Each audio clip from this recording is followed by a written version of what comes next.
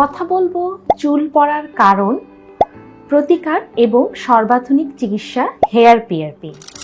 চুল পড়ার মূলত 4টি থেকে 5টি কারণ আছে। প্রধানত হরমোনাল ইমব্যালেন্সের কারণে চুল পড়ে থাকে। আমরা সাধারণত থাইরয়েড হরমোনকে অ্যানালাইসিস করি প্রথম চুল পড়ার কারণ হিসেবে এটি দেখার জন্য। থাইরয়েড হরমোনের ইমব্যালেন্সের কারণে সাধারণত চুলের স্ক্যাল্পের গোড়ায় ব্লাড সার্কুলেশন কমে যায়।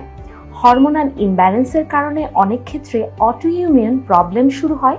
এক্ষেত্রে চুলের গোড়া নরম হতে থাকে। হেয়ার সাইকেলের গ্রোথটি ডিটোরিয়েট করে চুল পড়া শুরু হয়। দ্বিতীয় কারণ হিসেবে আমরা বলতে পারি ফিমেলদের পিসিওএস। এটি একটি হরমোনাল ইমব্যালেন্স। এখানে ফিমেলের শরীরে অ্যান্ড্রোজেন হরমোনটি বেড়ে যায়। এক্ষেত্রে শরীরের বিভিন্ন অবাঞ্ছিত জায়গায় চুল গজাতে শুরু করে, পাশাপাশি মাথায় স্ক্যাল্পে হেয়ার ফল শুরু হয়। থার্ড কারণ হিসেবে আমরা যেটা দেখি অত্যাধিক হেয়ার ডাই, হেয়ার কালার এবং হেয়ার স্ট্রেটেনিং এর কারণে চুল পড়ে। এবং আমাদের শরীরে যখন কিছু ফাঙ্গাল ইনফেকশন বা স্ক্যাল্প ডিজিজ হয়ে থাকে তখন কিন্তু হেয়ার ফল স্টার্ট হয়।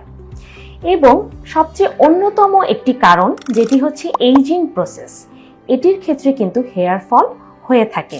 হেয়ার ফল প্রিভেনশনের জন্য আমরা প্রথমে কিছু ব্লাড অ্যানালাইসিস অথবা ইনভেস্টিগেশন করে থাকি। এর মধ্যে আমরা থাইরয়েড হরমোন এবং পিসিওএস প্রোফাইলিংটা করি।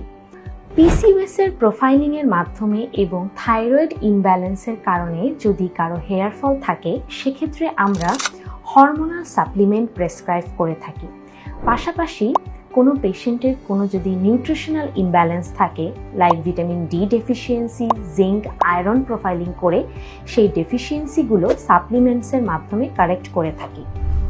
খুব আর্লি স্টেজে অথবা যাদের হেয়ার ফলে হেয়ার রুট পারসিস্ট করে সেক্ষেত্রে আর্লি স্টেজে ট্রিটমেন্ট করলে হেয়ার ফলটি প্রতিরোধ করা সম্ভব।